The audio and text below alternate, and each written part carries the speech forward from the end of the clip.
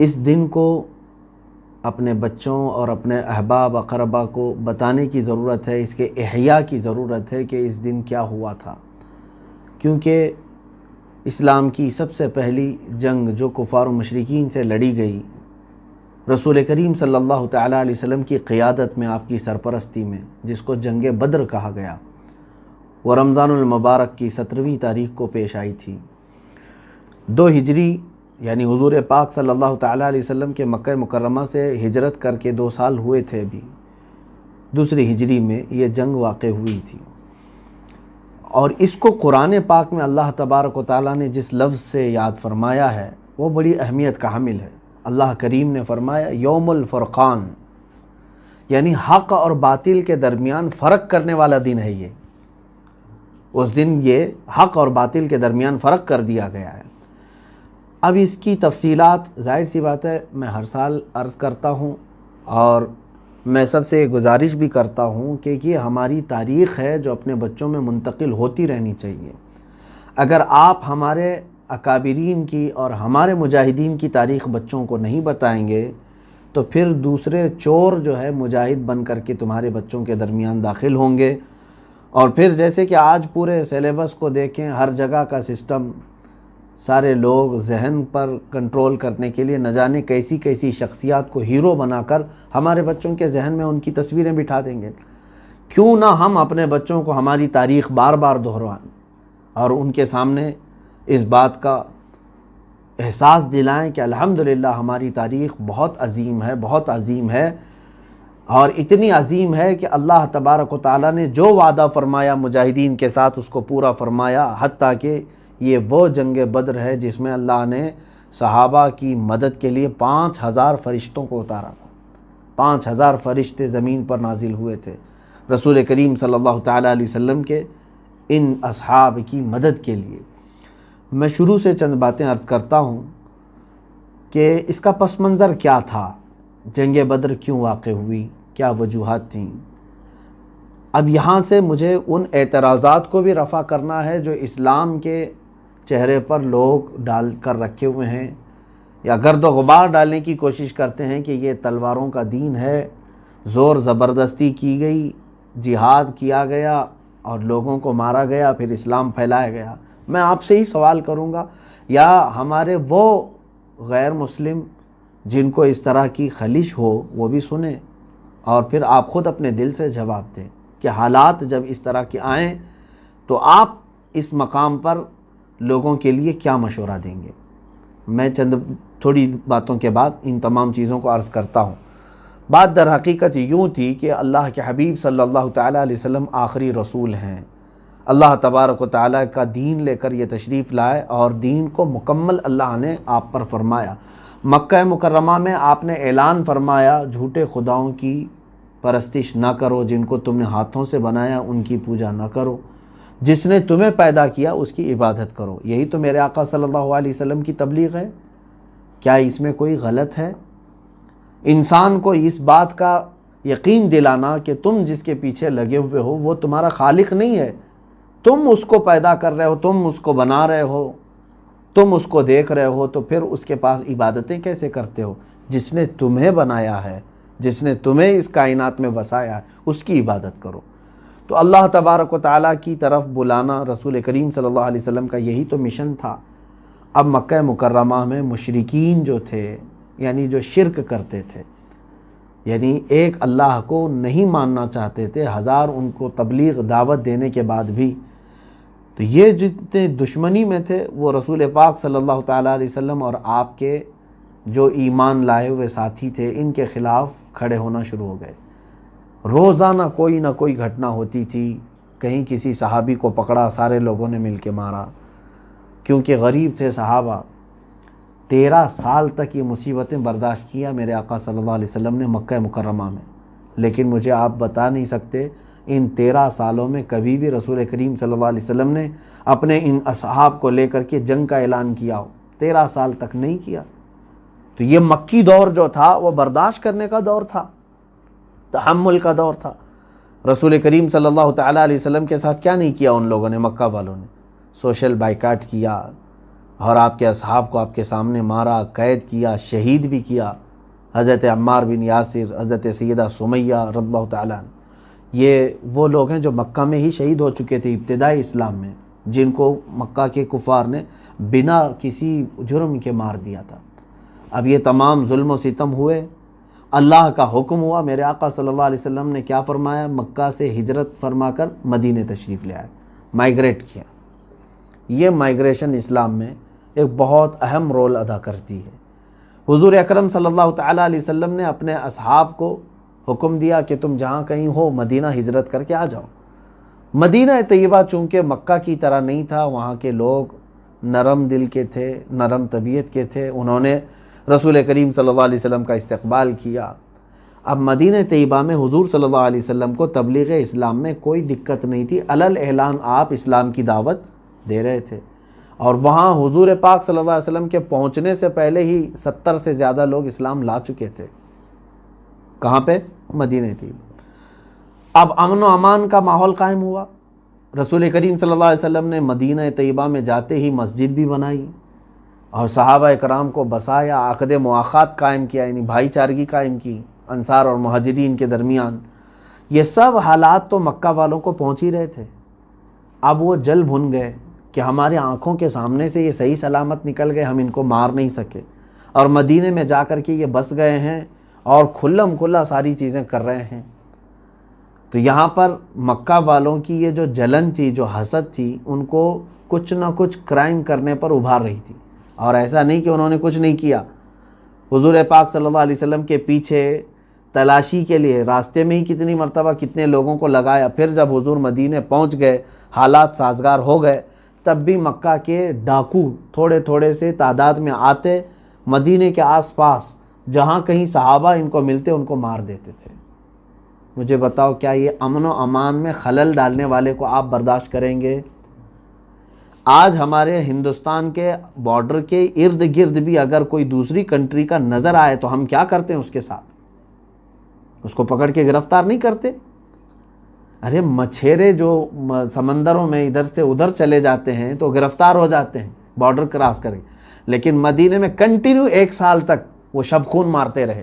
راتوں کو آتے تھے، کبھی باغیچوں میں درخت جلا دیا کھجوروں کے، اور صحابہ جو کام پر ہیں ان کو مار دیا۔ یہ سب حالات ہونے لگے۔ اللہ کے حبیب صلی اللہ تعالیٰ علیہ وسلم نے یہ 1 سال تک مکمل برداشت فرمایا۔ پھر ہوا یہ کہ حضرت سعد بن معاذ رضی اللہ تعالیٰ عنہ، جو انصار صحابہ کے سردار تھے، یہ مدینہ طیبہ سے مکہ عمرہ کے لیے گئے ہوئے تھے، طواف کر رہے تھے۔ ابو جہل آیا اور کہا کہ تم جو ہے محمد کو اور ان کے ساتھیوں کو پناہ دے کر کے رکھے ہو مدینے میں، تو تم کیا سوچتے ہو کہ ہم تم کو کھلے عام ایسی طواف کرنے دے دیں گے؟ تم ہمارے دشمنوں کو پناہ دیے ہوئے ہو اور تم یہاں آ کر کے مکہ میں طواف کر رہے ہو امن کے ساتھ، کیا ہم تم کو طواف کرنے دے دیں گے؟ حضرت سعد بن معاذ نے اس کی دکھتی رگ ایک پکڑ لی تھی۔ کیا یہی سبب بنا جنگ بدر کا؟ میں آپ کو بتا رہا ہوں، یہ شروع میں باتیں میں کیوں کہہ رہا ہوں، اس لیے اس نے کہا، اے ابو جہل، روکنا ہے تو روک کے دکھا مجھے طواف۔ میرا طواف روکتا ہے اور تو مجھے مکہ سے دور کرتا ہے، تو پھر میں ایسی چیز سے تم لوگوں کو روکوں گا جو تمہارے لیے وبال جان بن جائے گی۔ وہ کیا ہے؟ پورے مکہ والوں کی تجارت کا جو راستہ تھا ملک شام، وہ مدینہ ہو کے ہی گزرتا تھا۔ مین سپاٹ پر تھے مدینے والے، اور اگر انہوں نے راستہ روک دیا تو مکہ کی ساری تجارت ختم ہو جائے گی۔ نہ ملک شام کا کوئی قافلہ ادھر آئے گا، نہ مکہ والے اپنی تجارت کے لیے ملک شام جائیں گے۔ تو یہ مین شاہراہ پر اگر صحابہ مدینہ طیبہ سے نکل کر راستہ روک لے، ابو جہل کو انہوں نے یہ جو دھمکی دی وہ خاموش ہو گیا، پیچھے ہٹ گیا۔ اب بات اتنی بڑھ گئی کہ ابو جہل سب کو ورغلانے لگا کہ اب تو وہ ہمارے راستے کو بھی روکنے کی بات کر رہے ہیں۔ حضرت سعد بن معاذ یہ کہہ کر کے آ گئے تو ان کے دلوں میں یہ کھلبلی مچ گئی کہ کیا حقیقت میں مسلمان ہمارا راستہ روکیں گے؟ مٹھی بھر جماعت ہے یہ۔ اور ہوا بھی کہ غیظ و غضب میں انہوں نے 10-12 لوگوں کو بھیجا ادھر ادھر کچھ شبخون مارنے کے لیے۔ حضور پاک صلی اللہ علیہ وسلم نے بھی اپنے 10-12 صحابہ کو بھیجا کہ اگر اس طرح سے کہیں وہ پھٹکتے ہوئے دکھیں تو ان کو ان کا راستہ دکھا دینا۔ حضرت عبداللہ بن جہش رضی اللہ تعالیٰ عنہ تھے اس میں. تو یہ گئے باہر تو حضرمی نام کا ایک شخص جو مکہ کا تھا گرفتار ہو گیا, اس کو قتل بھی کر دیا انہوں نے. اب یہاں سے آگ بھڑک گئی مکہ والوں کی. حالانکہ چھیڑ رہے کون تھے؟ مکہ والے چھیڑ رہے. کنٹینیو 13 سال وہاں ستائے, اور جب ہجرت کر کے مدینے آئے یہاں پر بھی چین سے رہنے نہیں دیتے. اب اللہ کے نبی صلی اللہ علیہ وسلم نے فرمایا اب ناگزیر ہو گیا ہے, ان کو سبق سکھانا ضروری ہے, ورنہ یہ امن کے ساتھ چین و سکون کے ساتھ رہنے نہیں دیں گے. کیا کریں؟ تو حضور پاک صلی اللہ تعالیٰ علیہ وسلم کی طرف سے ایسی ہی ایک خبر پہنچ گئی مکہ میں.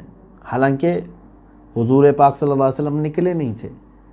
ابو سفیان جو ہے اس زمانے میں کافروں کے سردار, اور ان کو قافلے کا سردار بنا کر کے ملک شام تجارت کے لیے مکہ والوں نے بھیجا اور کہا حضرمی کا ہم انتقام لے کر کے رہیں گے جو محمد کے ساتھیوں نے قتل کیا, لہٰذا پورے مکہ والے اپنے سامان تجارت جو کچھ بھی ہے سب لگا دو, اتنا نفع کما کر کے آؤں گا ملک شام سے کہ اس نفع سے ہم جنگ لڑیں گے, بہت بھاری بھرکم جنگ, اتنی کہ وہ ہمیشہ لوگ یاد رکھیں گے. پورے مکہ والوں میں جوش آیا, سارا مال لا کر کے لگا دیے, اور وہ سارا مال لے کر کے قافلہ کہاں چلا؟ ملک شام. اور افواہ پھیل گئی مکہ میں, ابو سفیان تجارت بھی کر چکا اور ساری نفع بھی کما چکا. واپس آنے کے وقت خامخواہ جو ہے ایک بات پہنچی کہ محمد صلی اللہ علیہ وسلم اپنے ساتھیوں کو لے کر کے مکہ والوں کے اس قافلے پر حملہ کرنے کے لیے نکلے ہیں. تو ابو جہل نے سارے لوگوں کو ورغلایا کہ اگر ایسی بات ہے تو پھر ہمیں اپنا مال تجارت بچانا ضروری ہے. ابو سفیان کو بھی خبر ہو گئی تھی ملک شام سے جو نکلا تھا کہ محمد صلی اللہ علیہ وسلم اور ان کے ساتھی میرے قافلے کی طاق میں بیٹھے, گھات لگا کر حملہ کر سکتے ہیں. اس نے قاصد بھی بھیجا تھا مکہ والوں کے کہ اپنا مال تجارت بچانے کے لیے سب لوگ نکل کے آؤ, پوری جنگ کی تیاری کے ساتھ. وہ لوگ 1000 کی تعداد میں وہاں سے نکلے.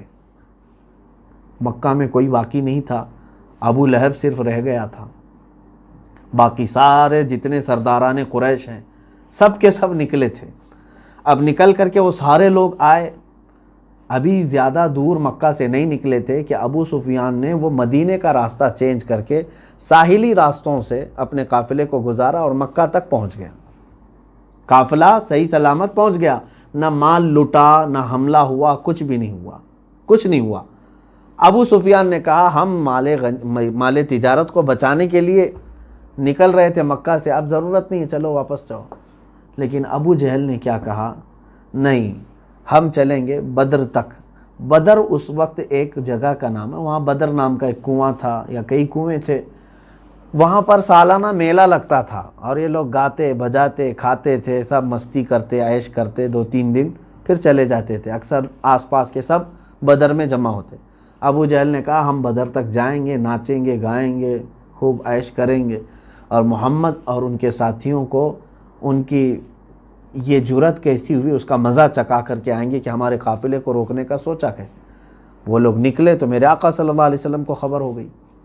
اللہ کے حبیب صلی اللہ علیہ وسلم نے اپنے صحابہ سے فرمایا کہ چلو ان کے مدینے آنے سے پہلے ان کو روکا جائے. اگر وہ یہاں تک پہنچے تو مدینے کی خرابی ہوگی کہ گھروں پر حملے ہوں گے, عورتیں بچے یہ تکلیف میں آئیں گے, نکلو.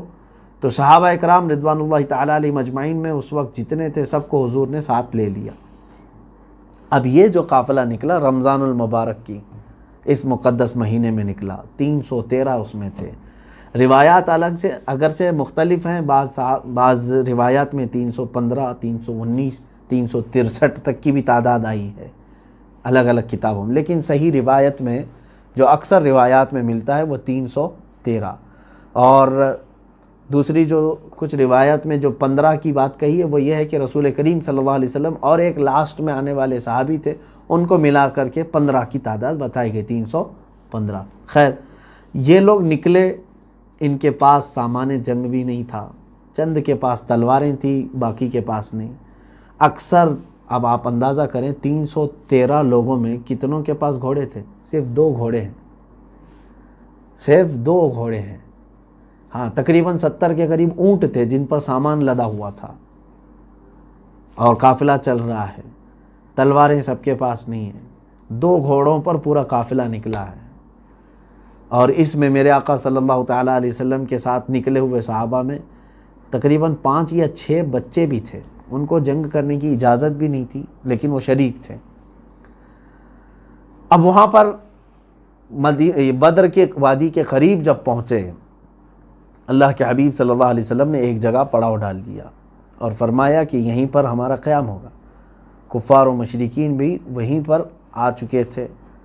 اللہ کے حبیب صلی اللہ علیہ وسلم جس زمین پر اپنا خیمہ نصب کیے وہ ریتیلی زمین تھی، بالو کی زمین، پیر پھسل رہے تھے اور سارے صحابہ گھبرائے ہوئے تھے، ڈرے ہوئے تھے ان کی بڑی تعداد کو دیکھ کر کے، 1000 سے زیادہ، اور اچھا ان کے اس میں 650 لوگ زیرہ پوش ہیں اور تقریباً 100 سے زیادہ گھوڑے ہیں۔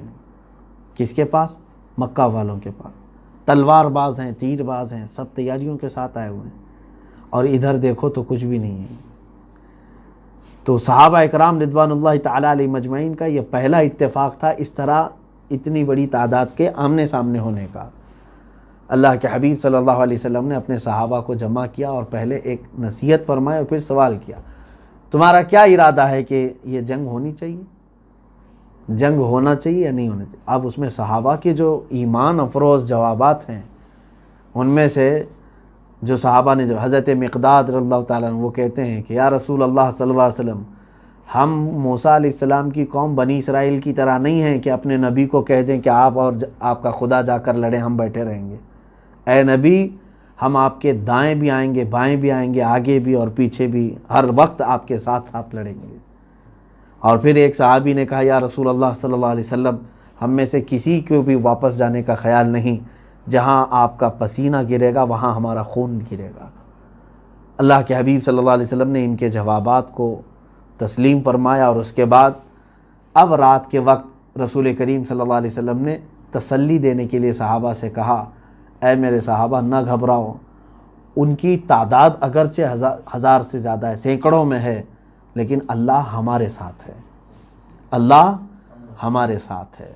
صحابہ اکرام کو پھر تسلی دینے کے لیے حضور صلی اللہ علیہ وسلم نے کیا فرمایا؟ یہ میدان میں ایک اشارہ کر کے فرمایا، دیکھنا یہاں ابو جہل کل مرے گا گر کے، عتبہ بن ربیعہ، شیبہ بن ربیعہ، یہ کفار کے بڑے بڑے لوگ ہیں۔ حضور نے ان کے نام لیا اور ایک ایک دائرہ کھینچ کے کہا یہ یہاں مریں گے۔ بس صحابہ کے لیے اتنی بات کافی تھی۔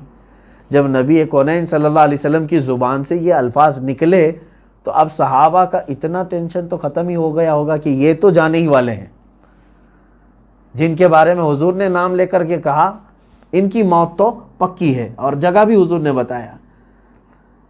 اب اللہ کے حبیب صلی اللہ علیہ وسلم نے رات کے وقت دعا شروع فرمائی، اتنی مناجات میرے رب تعالیٰ کے حضور آپ نے فرمائی، اور رو رو کر کے دعا کرنے لگے اور یوں عرض کیا، اے رب ذوالجلال، تو نے جو اپنے ایمان والے بندوں کی مدد کا وعدہ فرمایا ہے وہ مدد آج تو نازل فرما، اور اگر یہ چند مٹھی بھر جماعت جو ہماری نکلی ہے ان کی اگر تو نے آج مدد نہیں کیا، مولا قیامت تک اس روئے زمین پر کوئی تیرا سجدہ کرنے والا نہیں ہوگا۔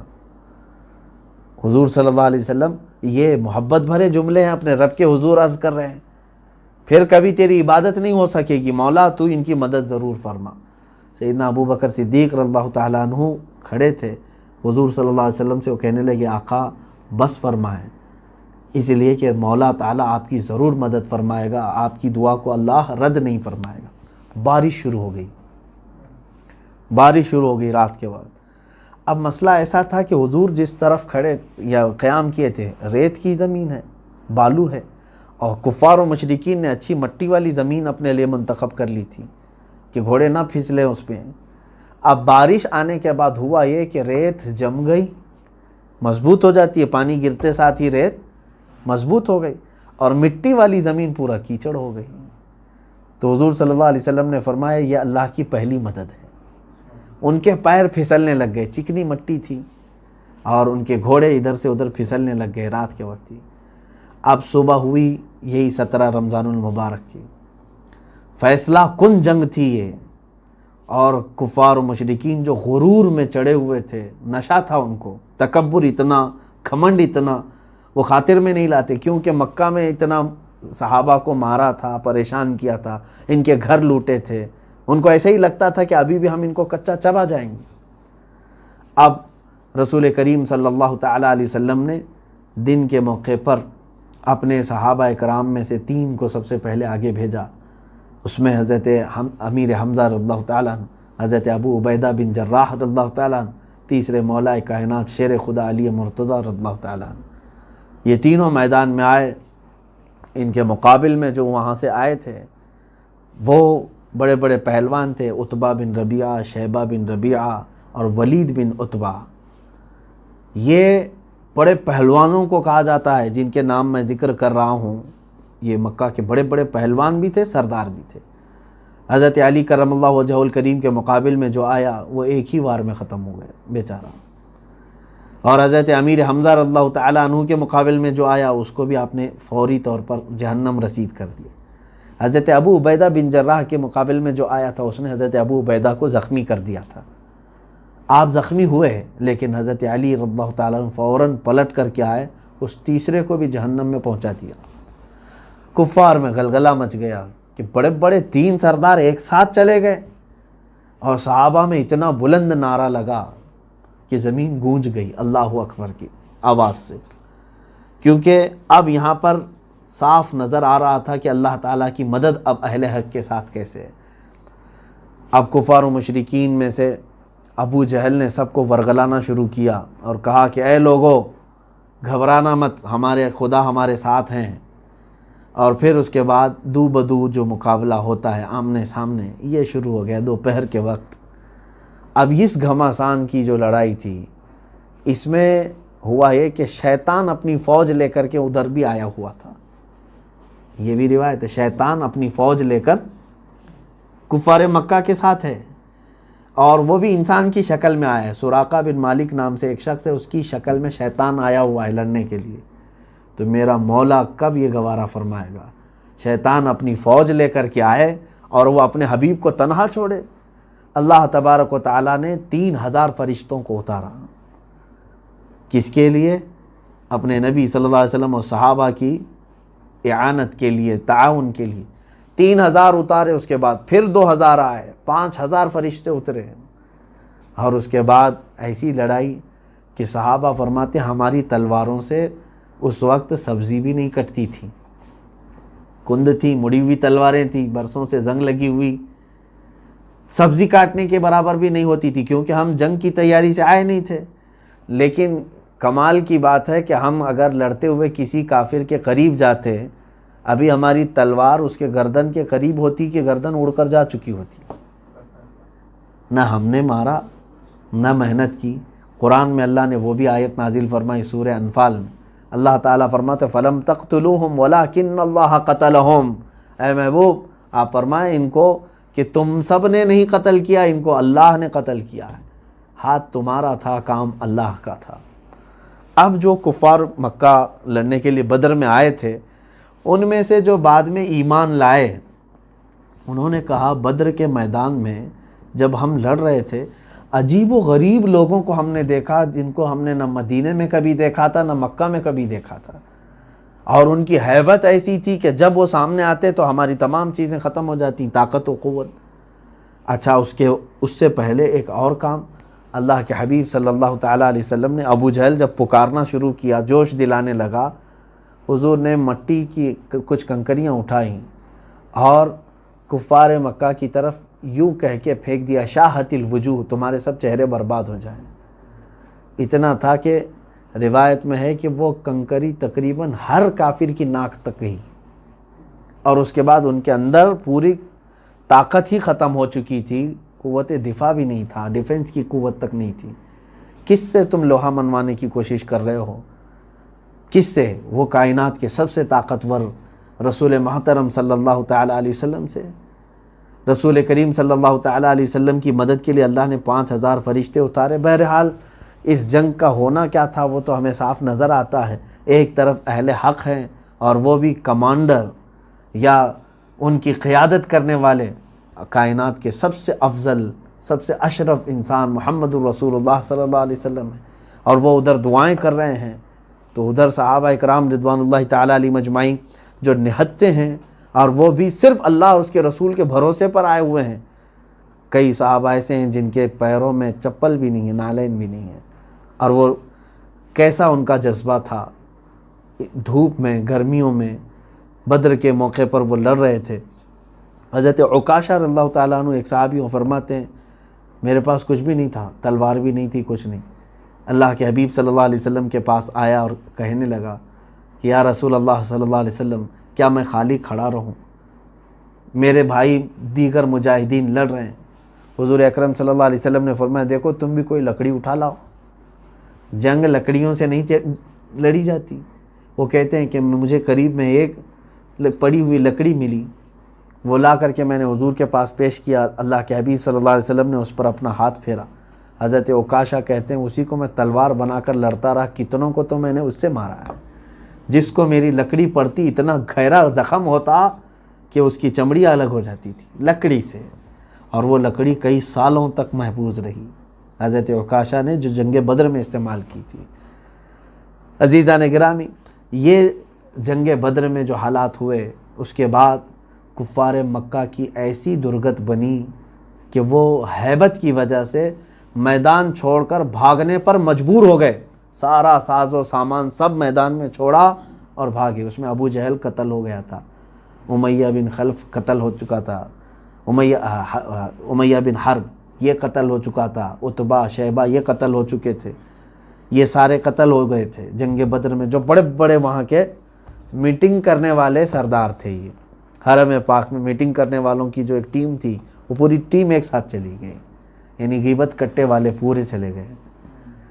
رسول کریم صلی اللہ تعالیٰ علیہ وسلم نے شام کے وقت شکرانہ ادا کیا اللہ رب العزت کی بارگاہ میں، دیکھا 70 ان کے مارے گئے تھے۔ کتنے؟ کفار مکہ میں سے 70 کو ان صحابہ نے جہنم رسید کیا تھا۔ 313 کا مقابلہ 1000 کے ساتھ، آپ سوچ سکتے ہیں کہ 3 گنا زیادہ اپنے۔ یہی ایمانی قوت ہے، ایمانی طاقت یہی ہے کہ تم خوف نہ کرو، اللہ کے بھروسے چلو اور اللہ تعالیٰ تمہارا رعب ان کے دلوں میں ڈالے گا۔ انہوں نے 1000 کے ساتھ مقابلہ کیا اور 70 کو پہنچا دیا جہنم میں، اور 70 قیدی بن گئے۔ 140 اور پورا ساز و سامان ان کا سب میدان میں بکھرا ہوا، وہ مال غنیمت ہے، صحابہ کے لیے آیا، اور باقی سب جان بچا کر بھاگنے پر مجبور ہو گئے، چلے گئے۔ 70 کو گرفتار کیا گیا، 70 تو جہنم رسید ہو چکے تھے۔ اللہ کے حبیب صلی اللہ تعالیٰ علیہ وسلم نے ساری لاشوں کو جمع کیا، جس کی مل سکی ان کو سب ایک گڑھے میں ڈال دیا، اور اس کے بعد حضور نے ایک خطبہ دیا ان کے سامنے، اور کہا کہ اے لوگو، کیا میں تمہارے پاس رسول بن کر کے نہیں آیا تھا؟ کیا میں نے جو باتیں کہی تھی وہ سچ ثابت نہیں ہوئی؟ کیا تم اب نہیں دیکھ رہے ہو کہ حق کیا تھا؟ صحابہ اکرام نے دیکھا کہ حضور کس سے بات کر رہے ہیں۔ رسول کریم صلی اللہ تعالیٰ علیہ وسلم سے صحابہ نے پوچھا آقا یہ جو بدر کے مشرکین جو مارے گئے آپ ان سے خطاب کر رہے ہیں؟ کہا ہاں۔ کہا سن رہے ہیں وہ؟ حضور پاک صلی اللہ علیہ وسلم نے فرمایا ہاں، تم سے جو زندہ ہیں ان سے زیادہ وہ سنتے ہیں، ان کو سب سنائی دے رہا ہے۔ حتیٰ کہ حضور کی دوسری ایک حدیث میں ہے، میرے آقا صلی اللہ علیہ وسلم نے فرمایا مردہ چلنے والے کے چپل کی آواز تک سنتا ہے۔ تم چپل کی آوازیں نہیں سنو گے، لیکن اس کو چپل کے چلنے کی چرچراہٹ کی آواز بھی آتی ہے۔ اب یہاں اندازہ کریں، ایک بات تو مجھے یہ کہنی ہے کہ مشرکین بدر جو بدر میں آئے ہوئے تھے، قتل ہو گئے، ان کو جب رسول کریم صلی اللہ علیہ وسلم خطاب کر رہے ہیں اور یہ فرما رہے ہیں وہ سن سکتے ہیں، پھر یہاں تو لوگ اولیاء کرام کے سننے پر اعتراض کر رہے ہیں۔ کیا اولیاء کرام قبروں میں نہیں سنتے؟ میرے عزیزو، اگر وہ نہیں سنتے اور مومنین نہیں سنتے تو کبھی ہم کو یہ نہیں کہا جاتا تھا کہ جب بھی قبرستان جاؤ تو یوں کہو السلام علیکم یا اہل القبور۔ ہم کو یہ سکھایا گیا نا، اے قبروں والو تم پر سلامتی ہو۔ ارے جو سنی نہیں رہا ہے اس کو اے کہہ کر کے پکاریں گے ہم؟ وہ سن رہے ہیں اور جواب بھی دیتے ہیں، یہ اور بات ہے کہ وہ برزخ میں ہیں، ان کی آواز ہم تک نہیں آتی۔ بہرحال اب مسلمانوں کا اس میں کیا نقصان تھا؟ بس یہ ہے کہ 14 صحابہ اکرام شہید ہوئے تھے۔ 70 کے مقابل میں 14 کی تعداد بہت کم ہے۔ 14 صحابہ اکرام رضوان اللہ علیہم اجمعین جام شہادت نوش فرمائے، جس میں سے 13 تو وہیں پر انتقال فرما گئے تھے میدان میں۔ 14ویں حضرت ابو عبیدہ بن حارث رضی اللہ تعالیٰ عنہ راستے میں جن کا انتقال ہوا، جہاں آج بیر روحا ہے اور بعض کہتے ہیں بیر شفا، وہاں پر حضرت عبیدہ بن حارث رضی اللہ تعالیٰ عنہ زخمی حالت میں آئے تھے، واپسی کے وقت ان کا انتقال ہوا، وہ وہاں پر دفن ہوئے۔ 14 صحابہ اکرام اس میں جاں بحق ہوئے تھے۔ اللہ کے حبیب صلی اللہ تعالیٰ علیہ وسلم نے اس جنگ کو، جنگ بدر کو، قرآن پاک کی روشنی میں جو فرمایا وہ یوم الفرقان ہے، حق اور باطل میں اس دن فرق ہو گیا کہ حق کی اللہ کیسے مدد فرماتا ہے۔ اس میں جذبہ جہاد دیکھنے کے قابل ہے میرے عزیزوں کئی لوگوں کے۔ آپ سوچ سکتے ہیں جن کے پاس کچھ نہیں، ان کی کمائی کے ذریعے اس وقت تک ابھی نہیں بنے تھے، یہ جو گئے تھے اس میں سے تقریباً 60 مہاجر تھے، باقی سب انصار صحابہ تھے۔ 313 میں 60 مہاجرین اور باقی سمجھ لیں 253 کے قریب انصار صحابہ جو مدینے کے ہیں۔ انصار صحابہ کا کیا گیا تھا کہ مطلب وہ اس پورے بدر میں شریک ہوئے تھے؟ وہ تو مکہ والوں کے خلاف جو ہجرت کر کے آئے تھے ان کا حق تھا نا، لیکن انصار صحابہ نے یہ کہا کہ جو ہمارے مہاجرین صحابہ کے ساتھ ان لوگوں نے برا سلوک کیا، ہم اپنے بھائیوں کا انتقام ضرور لیں گے ان سے۔ 253 انصار صحابہ ساتھ میں تھے بدر کے موقع پر، اور 60 صحابہ مہاجرین میں سے تھے، اور شہادت میں بھی 6 جو ہے مہاجرین کے ہیں، باقی 8 انصار صحابہ کے۔ انصار صحابہ نے میرے آقا صلی اللہ تعالیٰ علیہ وسلم پر اپنی جان نچھاور کر دی ہے، اور آج تک میرے آقا کی دعا کی برکت ہے کہ الحمدللہ مدینے میں آج بھی اہل محبت ہے۔ آپ دیکھنا پورے مدینے میں چاہے نوجوانوں میں برے اعمال اخلاق اگرچہ آ گئے ہوں گے، لیکن ان کے دل کے اندر آج بھی نرمی، اجانب کے ساتھ، نئے لوگوں کے ساتھ، زائرین کے ساتھ ویسا سلوک نہیں کرتے جیسے دوسرے وحشی کرتے ہیں، سعودی دوسری جگہ جیسے جنگلی پن کرتے ہیں، مدینے والے اس طرح سے نہیں کرتے الحمدللہ، کیونکہ مدینے والے استقبال کرنے والوں میں سے ہیں، اہل محبت میں سے ہیں۔ آج تک مدینے والے جو بھی نیا آدمی ہوتا ہے، جیسے آپ آئے ہیں، آپ کو آپ کا نام معلوم نہیں ہو تو کیا کہہ کر پکارتے ہیں؟ محمد، اسمع یا محمد، اے محمد سن ادھر، یعنی تمہارا نام کچھ بھی ہو لیکن وہ کیا کہہ کر پکارتے ہیں؟ محمد۔ یہ ان کی محبت ہے، یہ مدینے والوں کا پہلے سے معمول رہا ہے کہ جو بھی ان کے ہاں نیا دکھتا ہے تو اس کو کیا کہتے ہیں؟ محمد کہتے ہیں۔ بہرحال رسول کریم صلی اللہ تعالیٰ علیہ وسلم پر جان فدا کرنے والے صحابہ میں سے 2 ان ننھے صحابہ کا بھی ہم ذکر کرتے ہیں، حضرت معاذ اور معوذ ابن افرا رضی اللہ تعالیٰ عنہما۔ یہ دونوں چھوٹی عمر کے صحابہ ہیں، یہ بھی شریک جہاد ہوئے۔ پہلے تو حضور اکرم صلی اللہ علیہ وسلم نے کسی بھی بچے کو جنگ میں شرکت کی اجازت نہیں دی تھی، بچوں کے لیے نہیں تھا، لیکن وہ حضور اکرم صلی اللہ علیہ وسلم سے اصرار کرتے رہے کہ ہمیں اجازت دیں، کیونکہ جذبہ ایمانی ایسا تھا کہ حضور صلی اللہ تعالیٰ علیہ وسلم نے انہیں اجازت تو دے دیا، جانے کا طریقہ بھی انہوں نے ایسے اپنایا تھا۔ اللہ کے حبیب صلی اللہ علیہ وسلم نے فرمایا بچوں تمہارے لیے جہاد فرض نہیں۔ وہ رونے لگے تو حضور نے کہا ٹھیک ہے صفوں میں کھڑے ہو جاؤ، اگر تمہارا کندھا صحابہ کے کندھوں کے برابر لگ گیا تو تمہیں اجازت ہوگی۔ یہ چھوٹی عمر کے ہیں صحابہ، اونچے قد کے تھے، کہاں سے کندھا لگتا؟ یہ دونوں بچے دور سے پتھر اٹھا کر کے لائے اور پتھر پر چڑھ کر کے اپنی انگلیاں یعنی ایڑیاں اٹھا دی، پنجوں کے بل کھڑے ہو گئے۔ اب ان کا کندھا صحابہ کے کندھے کے قریب ہو گیا، لگ گیا۔ میرے آقا صلی اللہ علیہ وسلم سے یہ عمل تو پوشیدہ نہیں تھا، آپ دیکھ رہے تھے۔ اللہ کے نبی صلی اللہ علیہ وسلم نے ان کی اس جذبے کو دیکھا تو اجازت مرحمت فرمائی، شانے سے شانہ ملا، جانے کا بہانہ ملا۔ وہ دونوں صحابہ چھوٹی عمر کے ہیں، لیکن جیسے ہی میدان میں پہنچتے ہیں، اب سنیے، جب گھماسان کی جنگ چل رہی ہے، حضرت عبد الرحمن ابن عوف رضی اللہ تعالیٰ عنہ فرماتے ہیں یہ 2 بچے میرے پاس آئے، انہوں نے پوچھا چچا جان ابو جہل کس گستاخ کا نام ہے؟ انہوں نے دیکھا تک نہیں تھا اس وقت۔ کہا بیٹا تم کیا کرو گے اس کا؟ کہنے لگے سنا ہے میرے مصطفیٰ کریم صلی اللہ علیہ وسلم کی شان میں وہ گالیاں دیتا ہے، کیا کرو گے؟ کہا اس کو جہنم رسید کریں گے، جہاں اس کا ٹھکانہ ہے ہم اس کو وہاں پہنچائیں گے۔ حضرت عبد الرحمن بن عوف کہتے ہیں کہ بچوں کا جذبہ دیکھا، میں نے کہا بیٹا وہ سردار قریش ہے، وہ بہت سارے لوگوں کے ارد گرد ہوگا، وہ بڑا پہلوان ہے، ابھی یہ بات چیت چل رہی تھی، ابو جہل سامنے ہی سے گھوڑے کے اوپر گزر رہا تھا، گھوڑے پہ بیٹھے گزر رہا تھا۔ حضرت عبد الرحمن ابن عوف رضی اللہ تعالیٰ عنہ فرماتے ہیں میں نے بچوں کو دکھا کر کہا یہ جو جا رہا ہے یہ بدماش یہی ہے ابو جہل۔ یہ بچوں نے جیسے ہی سنا چیل کی طرح جھپٹ کر کے اس کی طرف چلے گئے۔ ابو جہل کو یہ وہم و گمان بھی نہیں تھا کہ کوئی بچے میرے قریب آ سکتے ہیں۔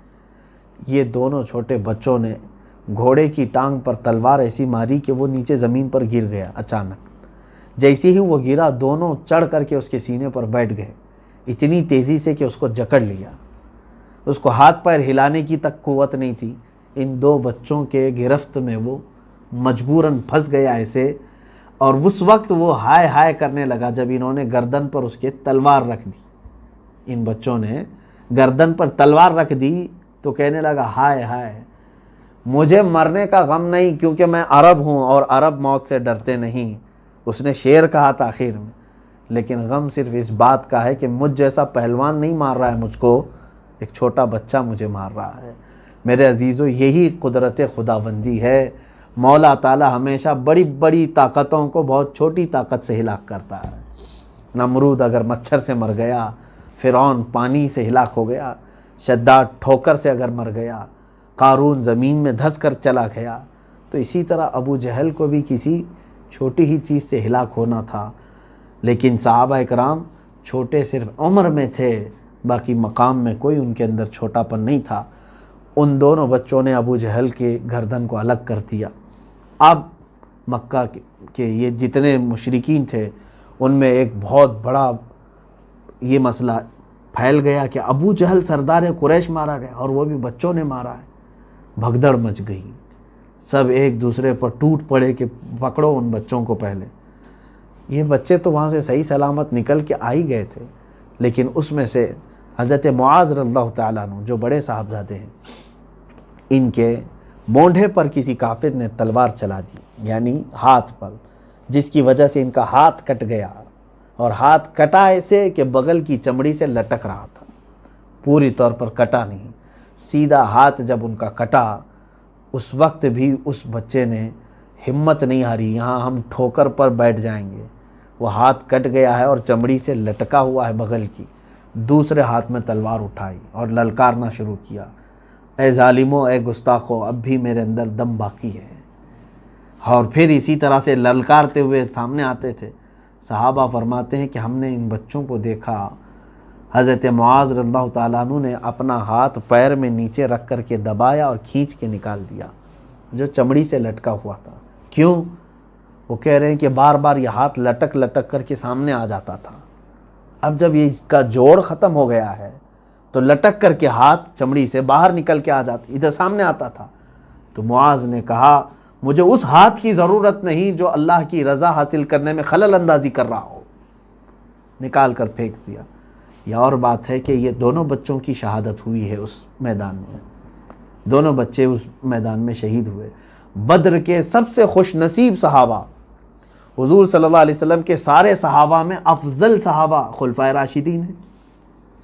خلفائے راشدین کے بعد یعنی عشرہ مبشرہ کے بعد سب سے افضل صحابہ وہ ہیں جو بدر میں شریک ہوئے تھے، اور بدر میں بھی وہ لوگ جو جام شہادت نوش کیے ہیں وہ 14 ہیں صرف، جس میں سے حضرت معاذ اور معوذ یہ دونوں ہیں۔ اے میرے عزیزو، یہ بچے کس گھر کی پروان چڑھے ہوئے تھے، یہ بچے کون سے گھر میں پلے ہوئے تھے؟ کیا پورے معاشرے میں ڈھونڈ کر کے ایک نوجوان ایسا نکالو گے؟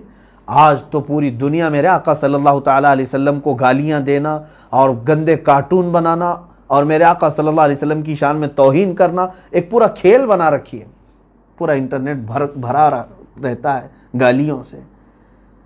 آج صرف اور صرف ایمان کے خون کے اندر ہمارے ٹھنڈک آ گئی ہے، خون جمنا شروع ہو چکا ہے۔ میرے عزیزو، جن لوگوں نے بھی ان کو تہ تیغ کیا، جہنم رسید کیا ہے گستاخان رسول کو، یقیناً وہ دنیا کے بہت اعظم اور افضل لوگ ہیں۔ میری پگڑی ان کے قدموں پر ہو، جنہوں نے ناموس رسالت علی صاحب الصلاۃ والسلام کے لیے کھڑا ہونے کا شرف حاصل کیا ہے۔ عزیزان گرامی، آج اگر ہم سب کو کوئی چیز جوڑ سکتی ہے تو اتحاد کی باتیں کرتے ہیں۔ میں کہتا ہوں ایک ہی چیز جوڑے گی، وہ ہے ناموس رسالت صلی اللہ علیہ وسلم۔ میرے آقا صلی اللہ علیہ وسلم کے لیے مر مٹنے کا جذبہ پیدا کرو، پھر دیکھو سب ہم جمع ہوں گے۔ ہم اپنے مفادات کے لیے تو باہر نکل آتے ہیں، گھر میں کوئی چیز خراب ہو گئی تو آپ اس کے لیے باہر آ جاؤ گے، آج تمہاری صحت کے لیے کوئی کچھ معاملات ہو جائیں تو باہر آ جاؤ گے۔ ناموس رسالت کے لیے جب تک تم باہر آنے کی کوشش نہیں کرتے تب تک تمہاری عزتوں کا کوئی بھروسہ نہیں ہے۔ امام غزالی رحمۃ اللہ تعالی علیہ نے یہ فرمایا ہے کہ جب امت مصطفیٰ اپنے نبی کی گستاخیوں کو برداشت کرنے کی عادت ڈال لیں تو انتظار کرو، چند دنوں کے بعد ان کی عورتیں بچے سب نیلام ہو جائیں گے، ان کے سامنے ان کے چھیتڑے اڑائے جائیں گے، لیکن وہ کچھ نہ کر سکیں گے۔ وہ دن آئیں گے ہمارے ساتھ اگر ہم اسی طرح خاموش رہے۔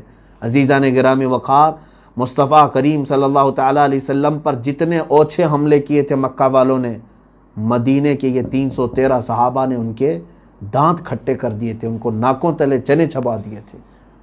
اگرچہ ان کے پاس کچھ سامان نہیں تھا لیکن مکہ والوں کو کیسے للکارا انہوں نے، قسم خدا کی انہوں نے یہ پیغام دیا، خبردار مکہ والوں، تم طاقت میں اگرچہ کتنے بھی زیادہ ہو آنکھ اٹھا کر نہ دیکھنا ہمارے نبی کی طرف۔ بدر میں بھی اور احد میں بھی یہی ایک صحابی ہیں جو حضور صلی اللہ علیہ وسلم کے دفاع میں کھڑے ہیں، میرے آقا صلی اللہ علیہ وسلم کا خیمہ لگا سامنے، ایک وقت ایسا آ گیا کہ تیروں کی بارش شروع ہو گئی۔ جو صحابی حضور کی حفاظت کے لیے کھڑے تھے ان کے جسم پہ 80 تیر لگے تھے لیکن وہ ٹس سے مس نہیں ہوئے، ایک تیر بھی میرے نبی کی طرف نہ آنے پایا۔ وہ صحابہ کا جذبہ تھا میرے عزیزوں۔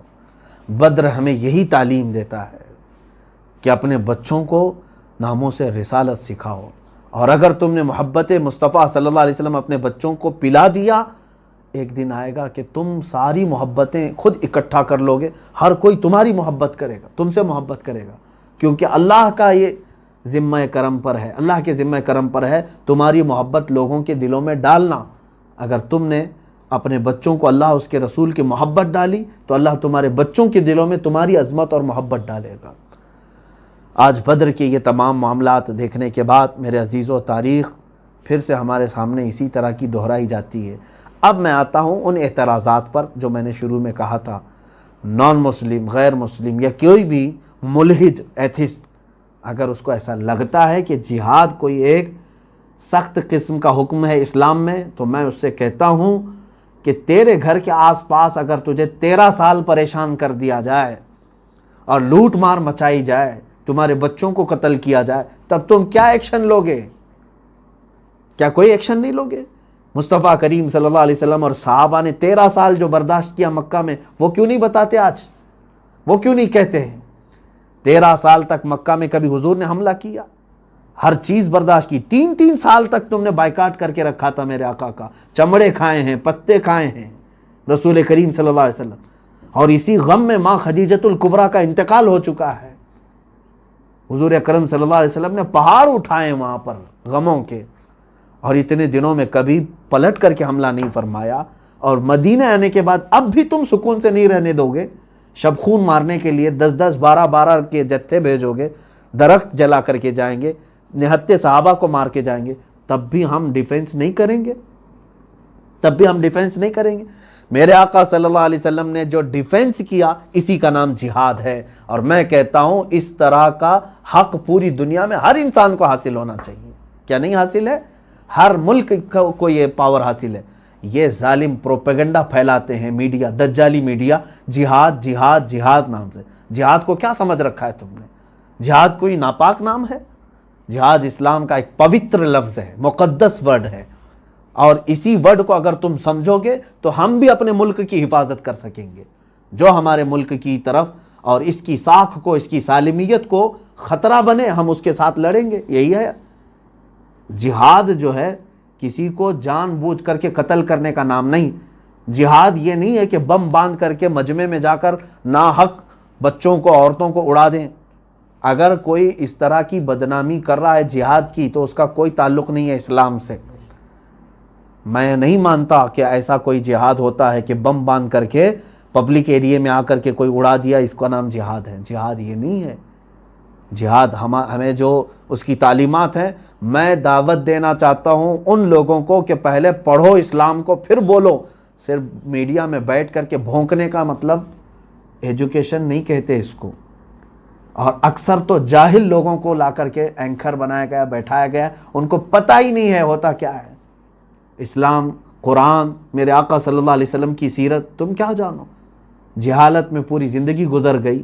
ہندوستان کے بڑے بڑے لوگ, بلکہ پوری دنیا کے بڑے بڑے جنہوں نے تعلیم میں اپنی پوری عمر کھپا دی ہے, انہوں نے میرے آقا صلی اللہ علیہ وسلم کو سمجھا ہے. گاندھی جی نے خود کہا ہے, حضرت ابو بکر, حضرت عمر کی سیرت پڑھ کر کے, کیا یہ تاریخ میں موجود نہیں ہے؟ بڑے بڑے, میں وہ کسی اور موقع پر عرض کروں گا, نان مسلم رائٹرز ہیں, مفکرین ہیں, دانشور ہیں, سائنٹسٹ ہیں, انہوں نے کہا ہے محمد صلی اللہ تعالیٰ علیہ وسلم کی تعلیمات سے پوری دنیا میں کیسے امن آ سکتا ہے. ہم کوئی آتنکواد, دہشت گرد, اس طرح کے الفاظ کو جانتے تک نہیں. اسلامو فوبیا تم لا رہے ہو آج. ٹھیک ہے, پروپیگنڈا یہی آج چل رہا ہے جو مکہ والوں نے حسد میں کیا تھا. میرے آقا صلی اللہ علیہ وسلم کو جادوگر کہا تھا, شاعر کہا تھا, ساحر کہا تھا, مجنوں کہا تھا, معاذ اللہ رب العالمین. وہی چیزیں تو آج یہ بھی کر رہے ہیں نا, پھیلا رہے ہیں. لیکن میں اپنے مسلمان بھائیوں سے, بہنوں سے کہوں گا, ہزار پروپیگنڈا پھیلائیں, تم جواب کیسے دے سکتے ہو؟ انہی اخلاق رسول کے ذریعے سے. میرے آقا نے کیسے جواب دیا تھا؟ اپنے وہ پیارے اخلاق سے جو ہر ایک کا دل موہ لیتے ہیں. آج ضرورت اس بات کی ہے, نوجوان, بچے, عورتیں میرے آقا صلی اللہ علیہ وسلم کے اخلاق کی طرف آئیں. دنیا کو آج بتانے کی ضرورت ہے کہ میرے نبی کون تھے. اللہ کے حبیب صلی اللہ علیہ وسلم کا دل کتنا شفیق تھا, کتنا رفیق تھا, کتنے نرم تھے. وہ آج بتانے کی ضرورت ہے. وہ آپ اپنے اخلاق سے بتا سکتے ہیں. آج آپ اپنے اخلاق کے ذریعے سے پوری دنیا کو اس پورے پروپیگنڈے کے خلاف کھڑے ہو کر کے اظہار کر سکتے ہیں. اللہ رب العزت ہم سب کو ان تمام واہیات اور خرافات اور ان کے پھیلائے ہوئے پروپیگنڈوں سے محفوظ فرمائے.